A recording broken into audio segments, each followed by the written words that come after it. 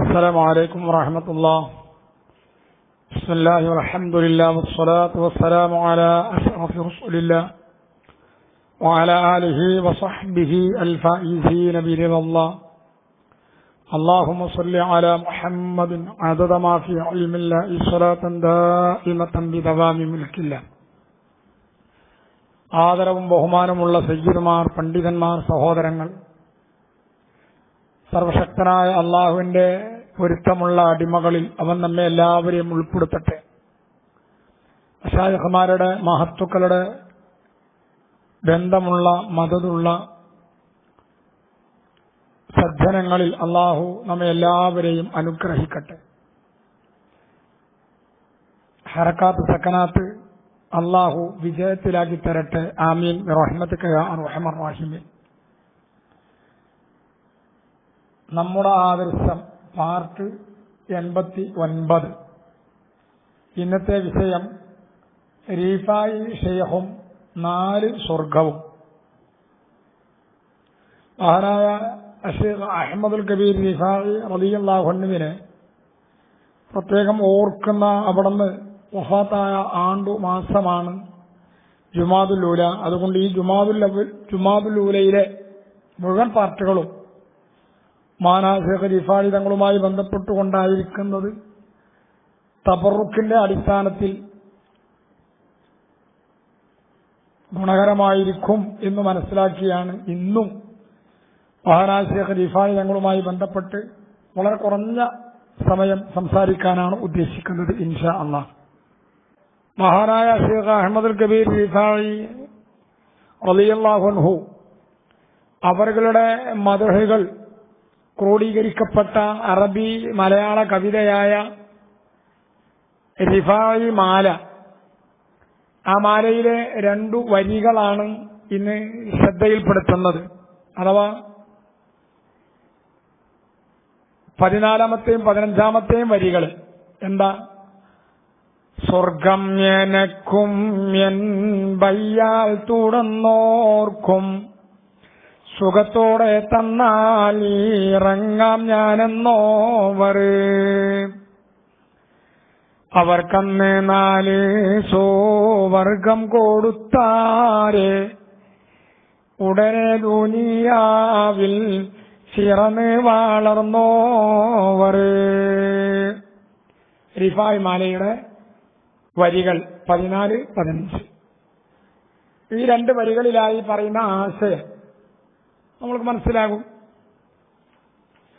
മഹാനായ ഷെയ്ഖ് റിഫായി റളിയല്ലാഹു അൻഹു ഗർഭസ്ഥ ശിശുവായപ്പോൾ, ഉമ്മയുടെ വയറ്റിലായപ്പോൾ അള്ളാഹുവിനോടൊരു ആവശ്യം നിർവഹിക്കുകയുണ്ടായി. അള്ളാഹുവിനോട് ആവശ്യപ്പെട്ടു, അല്ലെങ്കിൽ ദുആ ചെയ്തു. അള്ളാഹുവിനോട് ആവശ്യപ്പെടുന്നതൊക്കെ ദുആ ആണല്ലോ. സ്വർഗം എനിക്കും എൻ ബയ്യാൽ തുടർന്നോർക്കും എന്ന് പറഞ്ഞാൽ എന്റെ റൂട്ട് പിടിച്ചുകൊണ്ട് എന്റെ പിന്നിൽ അണിനിരക്കുന്ന ആളുകൾ, അവർക്കും സുഖത്തോടെ തന്നാൽ ഇറങ്ങാം ഞാനെന്നോവർ. സന്തോഷത്തോടെ തരികയാണെങ്കിൽ, തരിക എന്ന് പറഞ്ഞാൽ ഇപ്പോഴും സ്വർഗം വേണ്ട, തരുമെന്ന വാഗ്ദത്തം, അങ്ങനെ തീരുമാനമുണ്ടായാൽ ഞാൻ ഇറങ്ങാം എന്ന് പറഞ്ഞാൽ വയറ്റിൽ നിന്ന് പുറത്തേക്ക് വരാം. ഞാൻ പുറത്തേക്ക് വരണമെങ്കിൽ എനിക്കും എന്നെ പിന്തുടരുന്നവർക്കും സ്വർഗം ലഭിക്കും എന്ന ഒരു വിവരം എനിക്ക് ലഭിക്കണം. അവർക്കന്ന് 4 സുവർഗം കൊടുത്താരെ ഉടനെ ദുനിയാവിൽ ചിറന്ന് വളർന്നോവർ. അന്ന് സ്വർഗം ചോദിച്ചപ്പോ 4 സ്വർഗം കൊടുത്തു. ഉടനെ ദുനിയാവിൽ ചിറന്ന് വളർന്നു എന്ന് പറഞ്ഞാൽ ദുനിയാവിലേക്ക് വരികയും ചെയ്തു. ഇതാണ് വരിയുടെ ആശയം. ഇവിടെ 2 കാര്യമാണ് നമ്മൾക്ക് മനസ്സിലാക്കാനുള്ളത്. 2 പ്രശ്നമാണ് ഇവിടെ ഉള്ളത്. ഒന്ന്, ഗർഭത്തിലായിരിക്കുമ്പോൾ അള്ളാഹുവിനോട് സ്വർഗം ചോദിക്കുക. ഗർഭത്തിലായിരിക്കുമ്പോൾ അള്ളാഹുവിനോട് സ്വർഗം ചോദിക്കുക. 2, സ്വർഗം ചോദിച്ചപ്പോൾ 4 സ്വർഗം നൽകുക. ഈ രണ്ട് വിഷയങ്ങളാണ്. ഇത് നമ്മളൊന്ന് മനസ്സിലാക്കുന്നത് നല്ലതാണ്. കാരണം ഇതൊക്കെ സാധാരണ രീതിയിൽ ബിദ്അത്തിന്റെ ആളുകൾ പരിശുദ്ധ സുന്നത്ത് ജമാഅത്തിന്റെ ആശയ ആദർശങ്ങളെ പരിഹസിക്കുന്ന നവചിന്താഗതിക്കാർ ഈ വരികളൊക്കെ പലപ്പോഴും പൊതുജനമധ്യത്തിൽ പാടി അവർ പരിഹസിക്കാറുണ്ട്.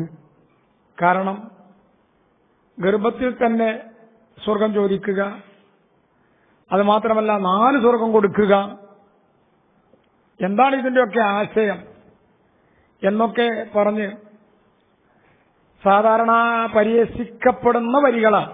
അതുകൊണ്ട് നമ്മുടെ ആദർശ പഠനത്തിന്റെ ഭാഗമായി സൂചിപ്പിക്കുന്നു എന്ന് മാത്രം. ഇതിൽ ഒന്നാമത്തെ പ്രശ്നം, ഗർഭസ്ഥ ശിശു ദുആ ചെയ്തു, അള്ളാഹുവിനോട് സ്വർഗം ആവശ്യപ്പെട്ടു. അതാണ്. അത് വലിയ പ്രശ്നമാക്കേണ്ട വിഷയമൊന്നുമല്ല. കാരണം ഗർഭസ്ഥ ശിശുക്കൾക്ക് സംസാരിക്കാമോ എന്നേ നമ്മൾ പഠിക്കേണ്ടതുള്ളൂ. ഗർഭത്തിലുള്ള സമയത്ത് ഒരു കുഞ്ഞ് സംസാരിക്കുമോ? അതിലെ അത്ഭുതമൊന്നുമില്ല. വളരെ വ്യക്തമായി വിശുദ്ധ ഖുർആൻ തന്നെ പറഞ്ഞിട്ടുണ്ട്. വാസിം ഫിന്നാസി ബിൽ ഹജ്ജ് യതൂക റിജാലൻ വഅലാ കുല്ലി ളാബിരി യതീന മിൻ കുല്ലി ഫജ്ജിൻ അമീഖ്. ഹജ്ജ് സൂറത്ത് 27-ാമത്തെ ആയത്ത്. ഇബ്രാഹിം നബി അലൈഹി സ്വലാത്തു വസ്സലാം ഹജ്ജിന്റെ വിളംബരം ചെയ്തു. ആ വിളംബരം ചെയ്തപ്പോൾ ഫഅജാബഹു, ആ ആയത്ത് വിശദീകരിക്കേണ്ട ആവശ്യമില്ലല്ലോ. ആ ആയത്തിന്റെ വ്യാഖ്യാനത്തിൽ ഇമാം ഖുർത്തുബി അടക്കമുള്ള മുഫസ്സിറുകൾ രേഖപ്പെടുത്തിയത് കാണാം. ഫഅജാബഹു മൻ കാന ഫീ അസ്ലാബിർ റിജാലി വഅർഹാമിൻ നിസാഇ ലബ്ബൈക അല്ലാഹുമ്മ ലബ്ബൈക. ഇബ്രാഹിം നബി അലൈഹി സ്വലാത്തു വസ്സലാം ഹജ്ജിന്റെ വിളംബരം നടത്തിയപ്പോ മഹാനായ ഇബ്രാഹിം നബിക്ക് മറുപടി നൽകിയത് ആരാണ്? മൻ കാന ഫീ അസ്ലാബിർ റിജാലി, പുരുഷന്മാരുടെ മുതുവുകളിലുള്ളതായ വ്യക്തികൾ, വഅർഹാമിൻ നിസാഇ, സ്ത്രീകളുടെ ഗർഭപാത്രത്തിലുള്ളവരും. അപ്പൊ സ്ത്രീകളുടെ ഗർഭപാത്രത്തിലുള്ളവരും പുരുഷന്മാരുടെ മുതുവിലുള്ളവരുമൊക്കെ മറുപടി പറഞ്ഞു ലബ്ബൈക അല്ലാഹുമ്മ ലബ്ബൈക, സംസാരിച്ചു എന്നർത്ഥം. അപ്പൊ ഗർഭത്തിലുള്ള ശിശുക്കൾക്ക് സംസാരിക്കുന്നതിന് കുഴപ്പമില്ല എന്നുള്ളത് നമുക്ക് മനസ്സിലാകുന്നത് ഇമാം ഖുർത്തുബിയും മറ്റു തഫ്സീറുകളിലൊക്കെ രേഖപ്പെടുത്തിയ വിഷയമാണ്. അന്ന് ലബ്ബൈക അല്ലാഹുമ്മ ലബ്ബൈക ചിലര് ഒരു പ്രാവശ്യമാണ്, ചിലര് ഒരുപാട് പറഞ്ഞു എക്കോ ഇട്ടിട്ട് ലബ്ബൈക അല്ലാഹുമ്മ ലബ്ബൈക അങ്ങനെ ആവർത്തിച്ച് പലരും പല രൂപത്തിൽ സംസാരിച്ചു. ഏതായാലും ഗർഭത്തിലുള്ള കുട്ടികൾ ഒന്നുകൂടെ ഒരു പടി കൂടെ അപ്പുറത്തേക്ക് ചിന്തിക്കുമ്പോൾ മുതുവിലുള്ള പുരുഷന്മാരുടെ മുതുവിലുള്ള കുട്ടികൾ ഇവരൊക്കെ സംസാരിച്ചു.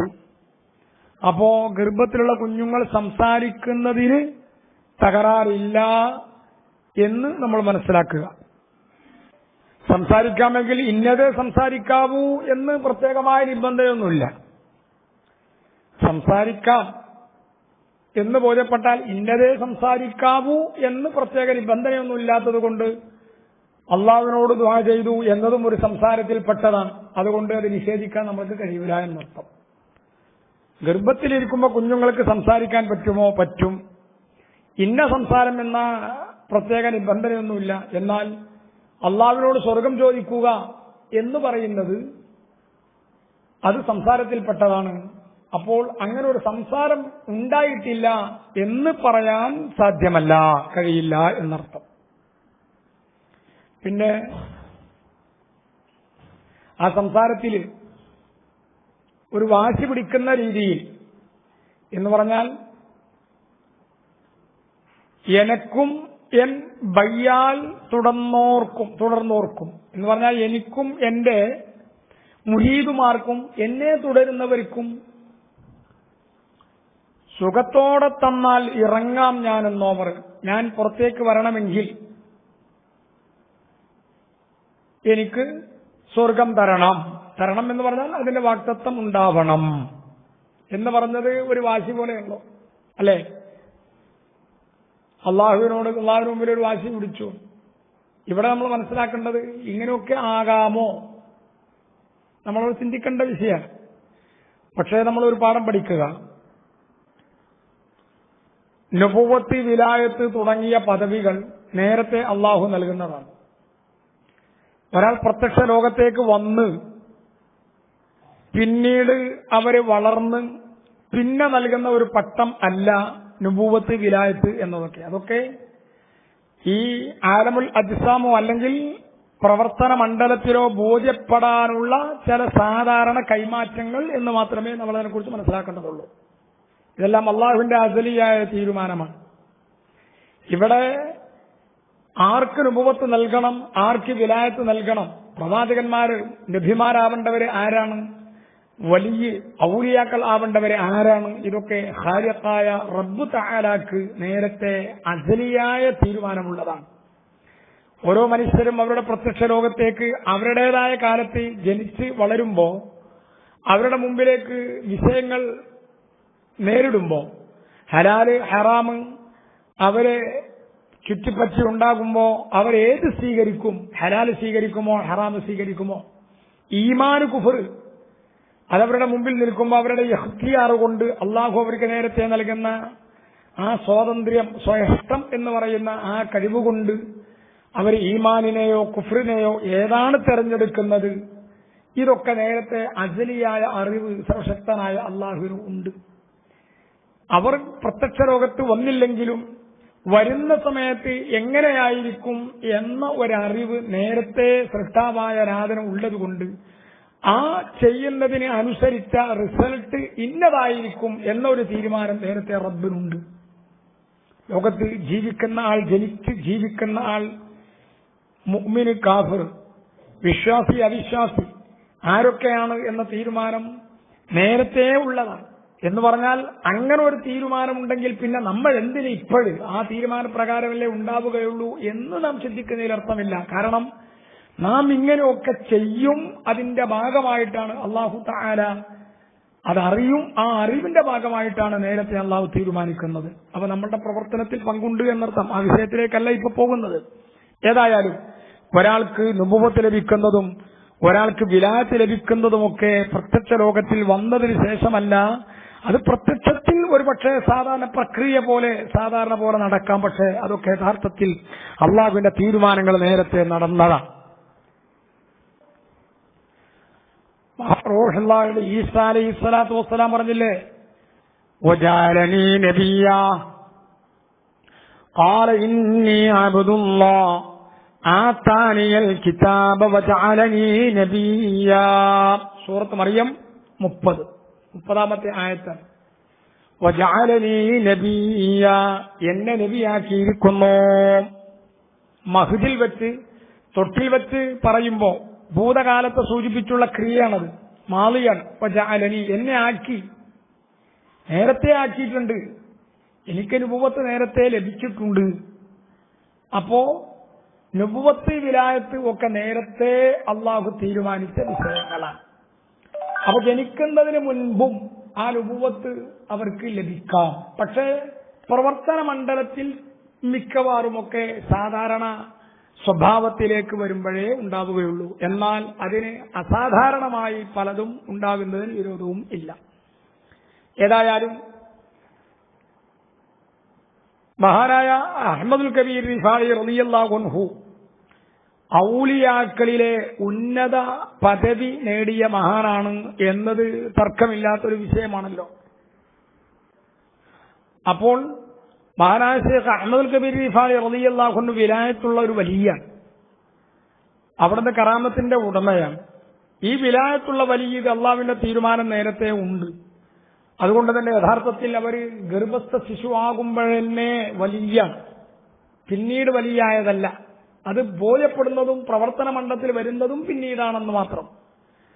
മഹാനായ ശൈഖ് റിഫായി തങ്ങൾ ഗർഭസ്ഥ ശിശുവായിരിക്കുമ്പോൾ തന്നെ വിലായത്തുള്ള വലിയാണ് എന്ന് നാം മനസ്സിലാക്കുക. വലിയ എന്ന് പറഞ്ഞാൽ അള്ളാഹുവിന്റെ ഇഷ്ടാടിമ. അങ്ങനെയെങ്കിൽ അള്ളാഹുവിന്റെ ഇഷ്ടാടിമയാണെങ്കിലോ ഇന്നാബിദി യതഖറബു ഇലയ്യ ബിന്നവാഫിൽ, വളരെ വ്യക്തമായ ഖുദ്സിയായ ഹദീസാണല്ലോ. എന്റെ അടിമ എന്നിലേക്ക് അടുക്കും, അഥവാ ആ അടിമ ചെയ്യേണ്ട കാര്യങ്ങൾ വേണ്ട പോലെ ചെയ്യുന്നു, അതിനപ്പുറം പിന്നെയും എന്റെ തൃപ്തി നേടണമെന്ന് മനസ്സിലാക്കി കർമ്മമണ്ഡലത്തിൽ സജീവമാകും. അതു കാരണത്താൽ അവർക്ക് വിലായത്ത് ലഭിക്കും. ഇതൊക്കെ നേരത്തെ അള്ളാഹുവിനെ അറിയുന്നത് കൊണ്ട് അള്ളാഹു വിലായത്ത് എന്ന് പറയുന്ന ആ പട്ടം നേരത്തെ നൽകുകയാണ്. അങ്ങനെ വിലായത്ത് എന്ന പട്ടം ലഭിക്കുമ്പോ അള്ളാഹുവിന്റെ ഔലിയാക്കളിൽ പെടുമ്പോ ഉഹിബ്ബുഹു അവരെ ഞാൻ ഇഷ്ടപ്പെടും. ഫൈദാ അഹ്ബബ്തുഹു കുന്തു സംഅഹു അല്ലദീ യസ്മഉ ബിഹി വബസറഹു അല്ലദീ യുബ്സിറു ബിഹി വയദഹു അല്ലതീ യബ്തിശു ബിഹാ വരിജ്ലഹു അല്ലതീ യംശീ ബിഹാ. വ്യക്തമായ ഖുദ്സി ഹദീസിൽ അഥവാ അള്ളാഹുവിന്റെ ഇഷ്ട അടിമകളാകുമ്പോ യഥാർത്ഥത്തിൽ അവരെന്തൊക്കെ ഉദ്ദേശിക്കുന്നവോ അതൊക്കെ അവരുടെ അവയവങ്ങളൊക്കെ നമുക്ക് ചെയ്യാൻ പറ്റും എന്ന് പറഞ്ഞാൽ അതിന്റെ വ്യാഖ്യാനത്തിൽ കാണാം. ഹാഫിദ് ഇബ്നു അസ്ഖലാനി റഹിമഹുല്ലാഹ് രേഖപ്പെടുത്തിയിട്ടുണ്ട്, അജ്അലു മഖാസിദഹു ആ വലിയിന്റെ ഇഷ്ടാടിമയുടെ ഉദ്ദേശങ്ങൾ മുഴുവനും ഞാൻ സാധിപ്പിച്ചു കൊടുക്കും. അജ്അലു മഖാസിദഹു അദ്ദേഹത്തിന്റെ ആഗ്രഹങ്ങൾ മുഴുവനും ഞാൻ സാധിപ്പിച്ചു കൊടുക്കും, ഞാൻ ആക്കും. അദ്ദേഹത്തിന്റെ ലക്ഷ്യമാകും ഞാനെന്ന് പറഞ്ഞാൽ അദ്ദേഹം എന്താണോ ആഗ്രഹിക്കുന്നത് അതൊക്കെ ഞാൻ സാധിപ്പിച്ചു കൊടുക്കും. ഇങ്ങനെയാണെങ്കിൽ ഗർഭസ്ഥ ശിശു ആ സന്ദർഭത്തിൽ തന്നെ വിലായത്ത് ലഭിക്കാമെങ്കിൽ ആ കുഞ്ഞിന് അപ്പോഴെന്നെ ആവശ്യപ്പെടാം, സംസാരിക്കാം. അതിന് വലിയ ആവേണ്ട ആവശ്യമില്ല. എല്ലാ മനുഷ്യനും, ഒരു സാധാരണ മനുഷ്യനും ഒരു സാധാരണ മൂമിനുമൊക്കെ സംസാരിച്ചിട്ടുണ്ട് എന്ന് ബോധ്യപ്പെടുമ്പോ ആ സംസാരം ദുആ ആവാം. ആ ദുആന്റെ കൂട്ടത്തിൽ തന്നെ ചില ആഗ്രഹങ്ങൾ പ്രകടിപ്പിക്കാം. അതിന്റെ ഭാഗമായിട്ടാണ് സ്വർഗം എനക്കും എൻ ബയ്യാൽ തുടർന്നോർക്കും സുഖത്തോടെ തന്നാൽ ഇറങ്ങാം ഞാനെന്നോവർ. അതിന്റെ ഭാഗമായിട്ടാണ് ഒരു വാശി പിടിച്ചു പറഞ്ഞത്, എനിക്കും എന്റെ മുരീദുമാർക്കും സ്വർഗം തന്നാൽ ഞാൻ ഇറങ്ങാം. അപ്പൊ സംസാരിക്കാം, വലിയാവാം, വിലായത്തുണ്ടാവാം, സംസാരിക്കാം എന്നൊക്കെ ബോധ്യപ്പെടും. സംസാരത്തിൽ ദുആ ആവാം. ആ ദുആയിൽ ഇങ്ങനെ ഒരാഗ്രഹം പ്രകടിപ്പിക്കാം, പടച്ചോനെ എനിക്കത് തരണം, അപ്പോഴേ ഞാൻ ഇറങ്ങുള്ളൂ. അള്ളാഹുവിന്റെ ഒരു വലിയ അങ്ങനെ കൊതിക്കുകയാണെങ്കിൽ അള്ളാഹു അത് സാധിപ്പിച്ചു കൊടുക്കും. അതുകൊണ്ട് തന്നെ അങ്ങനെ വാശി പിടിക്കുന്നതിന് തകരാറൊന്നുമില്ല. ഇനി സ്വർഗം കൊടുത്തില്ലെങ്കിൽ ഇറങ്ങൂല തന്നെ, അതിന് തകരാറൊന്നുമില്ല. നമ്മൾ അള്ളാഹുവിന്റെ തീരുമാനത്തിൽ മറികടക്കാൻ പാടില്ല. എന്ന് പറഞ്ഞാൽ അള്ളാഹു അദ്ദേഹത്തിന്റെ ആ വലിയന്റെ ആവശ്യങ്ങൾ മുഴുവൻ നിർവഹിക്കും. അപ്പോ അങ്ങനെ സാധിപ്പിച്ചു കൊടുക്കാം. ഏതായാലും അതിന്റെ ഭാഗമായി സ്വർഗം നൽകാമെന്ന വാഗ്ദത്തം ലഭിച്ചു, സ്വർഗം കൊടുക്കാമെന്ന വാഗ്ദത്തം ലഭിച്ചു. അത് ലഭിച്ചപ്പോൾ ഭൂമിയിലേക്ക് വരികയും ജീവിക്കുകയും ചെയ്തു. ഇപ്പോൾ ഒന്നാമത്തെ പ്രശ്നത്തിന് പരിഹാരമായി. ഗർഭസ്ഥ ശിശു സ്വർഗം ആവശ്യപ്പെടുക, എങ്കിൽ മാത്രമേ ഞാൻ ഭൂലോകത്തേക്ക് വരികയുള്ളൂ എന്ന് വാശി പിടിക്കുക. ഇങ്ങനെ വാശി പിടിക്കുന്നതിന് തകരാറില്ല. എന്തേ കാരണം? ഗർഭത്തിൽ വെച്ച് ഏതു വ്യക്തികളും സംസാരിക്കാം. അതോടൊപ്പം ഗർഭത്തിൽ തന്നെ നുബുവത്തും വിലായത്തും ലഭിക്കാം. വിലായത്തോ നുബുവത്തോ ലഭിക്കുമ്പോൾ അവരുടെ ഉദ്ദേശങ്ങൾ അള്ളാഹു സാധിപ്പിച്ചു കൊടുക്കും. അങ്ങനെയെങ്കിൽ മഹാനായ ശൈഖ് റിഫായി തങ്ങൾക്ക് വിലായത്ത് ഉള്ള ഒരു വലിയാണെങ്കിൽ അവിടുന്ന് എനിക്കും എന്നെ പിന്തുടരുന്നവർക്കും സ്വർഗം വേണമെന്ന് ആവശ്യപ്പെടാം. അങ്ങനെ ആവശ്യപ്പെടുമ്പോ അത് അള്ളാഹു സാധിപ്പിച്ചു കൊടുക്കാം. അങ്ങനെ ആ ഒരു വാക്തത്വം മഹാനായ ശൈഖ് റിഫായി തങ്ങൾക്ക് ലഭിച്ചു. ഇതാണിപ്പോ ഒന്നാമത്തെ പ്രശ്നം.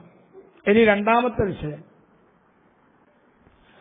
അവർക്കന്ന് 4 സ്വർഗം കൊടുത്താരെ ഉടനെ ദുനിയാവിൽ പിറന്ന് വളർന്നോവർ. 4 സ്വർഗമാണ് കൊടുത്തത്. സ്വർഗം ചോദിച്ചപ്പോ 4 സ്വർഗം നൽകി. ഇവിടെ നമ്മൾക്ക് സ്വാഭാവിക സംശയം ഉണ്ടാവും, 4 സ്വർഗമോ? അതിന് പരിഹാരം നമ്മൾക്ക് വിശുദ്ധ ഖുർആൻ തന്നെയാണ്. പരിശുദ്ധ ഖുർആനിലെ അർ-റഹ്മാൻ സൂറത്തിലെ 46-ാമത്തെ ആയത്ത്, വലിമൻ ഖാഫ മഖാമ റബ്ബിഹി ജന്നതാൻ. ഒരു അടിമ അവന്റെ രക്ഷിതാവിന്റെ മഖാമിനെ ഭയപ്പെട്ടാൽ അവന് 2 സ്വർഗം ലഭിക്കുമെന്ന് വിശുദ്ധ ഖുർആൻ. ഒരടിമ അവന്റെ രക്ഷിതാവിന്റെ മഖാമ് എന്ന് പറഞ്ഞാൽ നാളെ മഹ്ശറയിൽ അള്ളാഹുവിന് മുമ്പിൽ നിൽക്കേണ്ടി വരുന്ന ആ ഘട്ടം, അള്ളാഹുവിന്റെ സന്നിധിയിൽ നിൽക്കേണ്ടി വരുന്ന ആ ഘട്ടം, എല്ലാറ്റിന്റെയും റബ്ബായ അല്ലാഹു ആ ഹിസാബിന്റെ സമയത്ത് വരുന്ന ആ ഗൗരവമായ രംഗം, ആ സമയത്തെ പേടിക്കുന്ന ആൾ അവന് 2 സ്വർഗമുണ്ട് എന്ന് പറഞ്ഞാൽ, പേടിക്കുമ്പോൾ സ്വാഭാവികമായും തെറ്റിൽ നിന്ന് മാറി നിൽക്കും. അള്ളാഹുവിനെ പേടിക്കുന്ന ആൾ അള്ളാഹുവിന് തെറ്റ് ചെയ്യുന്നതിൽ നിന്ന് മാറി നിൽക്കും. അതുകൊണ്ട് 2 സ്വർഗം അവന് ലഭിക്കുകയാണ് അള്ളാഹുവിന്റെ വക. 1 പേടിച്ചതിന്, 2 തെറ്റ് ചെയ്യാത്തതിന്. അപ്പൊ 2 സ്വർഗം അള്ളാഹുവിനെ പേടിച്ച് തെറ്റിൽ നിന്ന് മാറി നിൽക്കുന്നവർക്ക് ലഭിക്കും എന്ന് വിശുദ്ധ ഖുർആൻ. ഇവിടെ മഹാനായ ശൈഖ് റിഫാഈ തങ്ങൾ ആ ഗണത്തിലാണ് ഉള്ളത്. എന്ന് പറഞ്ഞാൽ അല്ലാഹു സുബ്ഹാനഹു വ തആലയെ പേടിച്ച് അള്ളാഹുവിന്റെ മഖാമിനെ ഭയപ്പെട്ട് തെറ്റിൽ നിന്ന് മാറി നിൽക്കുന്ന മഹൽ വ്യക്തിയാണ് എന്ന് സൃഷ്ടാവായ അള്ളാഹുവിനെ നേരത്തെ അറിയുന്നത് കൊണ്ടാണല്ലോ അള്ളാഹു വിലായത്ത് നൽകാൻ വേണ്ടി അസലിയായ നിലക്ക് തന്നെ തീരുമാനിച്ചത്. അതുകൊണ്ട് തന്നെ ആ കൂട്ടത്തിലാണ് റിഫാഈ ശൈഖ് അവർ ഉള്ളത്. 2 സ്വർഗത്തിന് ഏതായാലും അവകാശമുണ്ട്. അങ്ങനത്തെ ആളുകൾക്ക് 2 സ്വർഗമുണ്ട്. മാത്രമല്ല റഹ്മാൻ സൂറത്തിൽ തന്നെ 62-ാമത്തെ ആയത്തെന്താ? വമിൻ ദൂനിഹിമാ ജന്നതാൻ. ആ 2 സ്വർഗത്തിന്റെ അപ്പുറത്ത് വേറെ 2 സ്വർഗവും കൂടിയുണ്ട്. ആദ്യം 2 സ്വർഗം പറഞ്ഞു, പിന്നെ അതല്ലാതെ വേറെ 2 സ്വർഗം കൂടി. 2 4 താർക്കാ ചെയ്യാത്തത്. അപ്പൊ 4 സ്വർഗം ആയില്ലേ? അപ്പൊ 4 സ്വർഗം ആർക്ക് കിട്ടും? അള്ളാഹുവിന്റെ മഖാബിനെ പേടിക്കുന്ന ആളുകൾക്ക്. റിഫാഈ ശൈഖ് ആ കൂട്ടത്തിലാണെന്നതിൽ യാതൊരു സംശയമില്ലല്ലോ. അപ്പൊ റിഫാഈ ശൈഖ് അവർകൾ അന്ന് സ്വർഗം ചോദിച്ചു. സ്വർഗം ചോദിച്ചപ്പോ അള്ളാഹുവിന്റെ മഖാമിനെ പേടിക്കുന്ന ആളായതുകൊണ്ട് തന്നെ 4 സ്വർഗം അങ്ങ് കൊടുത്തു. അതിനിപ്പോ എന്താ തകരാറ്? 4 സ്വർഗം കൊടുക്കാൻ 4 സ്വർഗം വേണം, അത്രയും പ്രശ്നമുള്ളൂ. 4 സ്വർഗം ഉണ്ട് നമ്മൾക്ക് ബോധ്യപ്പെട്ടു. ഇനി അപ്പുറമുണ്ടോ എന്നുള്ള ചർച്ച നമ്മളിപ്പോ കൂടുതൽ ചോദിക്കാത്തതുകൊണ്ട് നമുക്ക് ചർച്ച ചെയ്യേണ്ട ആവശ്യമില്ല. മൂപ്പര് ചോദിച്ചത് 4 സ്വർഗമാണല്ലോ, ചോദിച്ച സ്വർഗമാണ്, പക്ഷെ കൊടുത്തത് 4ആണല്ലോ. ഇപ്പൊ റിഫാഈ മാരിയിൽ പറഞ്ഞ 4 സ്വർഗം കൊടുത്തു എന്നല്ല. അപ്പൊ 4 ഉണ്ടോന്ന് നമ്മൾ ചർച്ച ചെയ്യണ്ടുള്ളൂ. 4 ഉണ്ട് എന്ന് ഖുർആൻ പറയുന്നുണ്ട്. റഹ്മാൻ സൂറത്തിൽ 4 സ്വർഗം ഉണ്ട് എന്ന് പറയുന്നു. ആ സ്വർഗം കൊണ്ട് എന്താണ് ഉദ്ദേശം, എന്തൊക്കെയാണ് സ്വർഗം, അതൊക്കെ മുഫസ്സിറുകൾ വളരെ വ്യത്യസ്തമായ രീതിയിൽ വ്യാഖ്യാനിച്ചിട്ടുണ്ട്. ആ ചർച്ചയിലേക്കല്ല നമ്മൾ പോകുന്നത്. വളരെ വ്യക്തമായി നമുക്ക് മനസ്സിലാക്കാൻ പറ്റും. പരിശുദ്ധ ഖുർആന്റെ വെളിച്ചത്തിൽ 4 സ്വർഗമുണ്ട്. ആർക്ക്? അള്ളാഹുവിനെ പേടിക്കുന്നവർക്ക്. റിഫാഈ ശൈഖ് അവர்கள் അള്ളാഹുവിനെ പേടിക്കുന്ന കൂട്ടത്തിലാണ്. അതുകൊണ്ട് 4 സ്വർഗം കൊടുത്തു. അപ്പൊ ഇവിടെ ആകത്തുക ഗർഭസ്ഥ ശിശുവായിരിക്കുമ്പോഴെന്നെ ഈ ഒരാഗ്രഹം പ്രകടിപ്പിച്ചു. അള്ളാഹുവിന്റെ ഔലിയാക്കളിൽപ്പെട്ട മഹാനായ ഒരു വലിയ റിഫാഈ തങ്ങൾ ആ ആഗ്രഹം പ്രകടിച്ചപ്പോ അത് അള്ളാഹു സാധിപ്പിച്ചു കൊടുത്തു. സ്വർഗമേ ചോദിച്ചിട്ടുള്ളൂ, പക്ഷെ അള്ളാഹു അവരെ പേടിക്കുന്നവർക്ക് 4 സ്വർഗം കൊടുക്കുമെന്ന് വിശുദ്ധ ഖുർആൻ പറഞ്ഞില്ലേ? ആ 4 സ്വർഗവും മഹാനായ ശൈഖ് റിഫാഈ തങ്ങൾക്ക് കൊടുത്തു, അഥവാ നൽകാമെന്ന വാഗ്ദത്തം ലഭിച്ചു. ഉടനെ അള്ളാഹുവിന്റെ തീരുമാനപ്രകാരം ദുനിയാവിലേക്ക് വരികയും അങ്ങനെ വളർന്ന് അവിടെ വഫാത്താവുകയും ചെയ്തു. ഇതാണിപ്പോ റിഫാഈ മാരയിൽ വിവരിച്ചിട്ടുള്ളത്. അതുകൊണ്ട് ഇന്നത്തെ പാഠം അവസാനിപ്പിക്കുകയാണ്. ഈ 2 വരിയുടെ പേരിൽ നമ്മൾ ആക്ഷേപിക്കേണ്ട വിഷയമൊന്നുമില്ല. ഈ 2 കാര്യങ്ങൾ നമ്മൾക്ക് വിശുദ്ധ ഖുർആനിന്റെ വ്യാഖ്യാനത്തിൽ ബോധ്യപ്പെടുന്ന 2 വിഷയങ്ങളാണ്. ഗർഭത്തിൽ വെച്ചുകൊണ്ട് തന്നെ ശിശുക്കൾക്ക് സംസാരിക്കാം. ആ സംസാരം ഇന്ന രൂപത്തിലേ ആകാവൂ എന്നൊന്നും പ്രത്യേക നിദാനമില്ലാത്തതുകൊണ്ട് എങ്ങനെയും ആവാമെന്ന് നമുക്ക് കൂട്ടി വായിക്കുകയും ചെയ്യാം, മനസ്സിലാക്കുകയും ചെയ്യാം. അതോടൊപ്പം അള്ളാഹു 4 സ്വർഗം നൽകി. 4 സ്വർഗം അള്ളാഹുവിന്റെ കയ്യിൽ ഉണ്ട് എന്നതാണ്, അള്ളാഹു നൽകുമെന്ന് വിശുദ്ധ ഖുർആൻ പറഞ്ഞിട്ടുമുണ്ട്. എങ്കിൽ ആ സ്വീകരിക്കുന്ന കൂട്ടത്തിൽ റിഫാഈ ശൈഖ് ഉണ്ടാകാൻ പാടില്ല എന്നൊന്നും നമ്മൾക്ക് പിന്നെ വാശിയില്ലല്ലോ. അതുകൊണ്ട് റിഫാഈ ശൈഖ് അവர்கள் 4 സ്വർഗം സ്വീകരിച്ചിട്ടുണ്ട്. അത് അള്ളാഹു നൽകിയിട്ടുണ്ട്, റിഫാഈ ശൈഖ് അവர்கள் സ്വീകരിച്ചിട്ടുണ്ട് മനസ്സിലാക്കുക. ഏതായാലും ഈ ജുമാദുൽ ഊല മാസം ശൈഖ് റിഫാഈ തങ്ങളെ ഓർക്കുന്ന മാസമായതുകൊണ്ട് അവിടുത്തെ മദദ്, അവിടുത്തെ തബറുക്ക് പുണ്യം ആഗ്രഹിച്ചുകൊണ്ടാണ് നമ്മൾ അല്പം സംസാരിച്ചത്. അള്ളാഹു അവിടുത്തെ മദദ് നമ്മൾക്ക് തന്ന് അനുഗ്രഹിക്കട്ടെ. മശായിഖിന്റെ ബന്ധം നമ്മളുടെ മുഴുവൻ പ്രവർത്തനങ്ങളിലും അല്ലാഹു തന്ന് അനുഗ്രഹിക്കട്ടെ. പ്രത്യേകിച്ച് നമ്മുടെ കൂട്ടായ്മക്ക് കാരണമായ കന്യാലപ്പാപ്പ ഖദ്ദസല്ലാഹു സിർറഹുൽ അസീസ്, മറ്റു മശായിഖുമാർ, മഹത്തുക്കൾ എല്ലാവരുടെയും എല്ലാവിധ ബന്ധവും നമ്മുടെ സർവ്വ പ്രവർത്തനവും തന്ന് എല്ലാ ബലാ മുസീബത്തിൽ നിന്നും നമ്മളെ രക്ഷപ്പെടുത്തി എല്ലാ നിലക്കും നമ്മളെ അള്ളാഹു കാത്തിരക്ഷിക്കട്ടെ. പ്രത്യേകിച്ച് തൊട്ടു മുമ്പിൽ വോയിസിലായി അസീസ് ഫൈലിയാന്ന് തോന്നുന്നുണ്ട്, യാത്രാ സംബന്ധമായ കാര്യം അറിയിച്ചു. അതൊക്കെ അള്ളാഹു സലാമത്താക്കി കൊടുക്കട്ടെ, എല്ലാം റാഹത്തിലും സന്തോഷത്തിലുമാക്കി ഹൈറാക്കട്ടെ. നമ്മുടെ എല്ലാ വിഷയങ്ങൾക്കും അള്ളാഹു സലാമത്ത് തരട്ടെ. ആമീൻ റഹ്മത്തുക യാ അർഹമർ റഹീമീൻ. വസല്ലല്ലാഹു തആല വസല്ലമ അലാ ഖൽഖി സയ്യിദിനാ മുഹമ്മദിൻ വആലിഹി വസഹ്ബിഹി അജ്മഈൻ വൽഹംദുലില്ലാഹി റബ്ബിൽ ആലമീൻ. അസ്സലാമു അലൈക്കും വറഹ്മത്തുള്ളാഹി.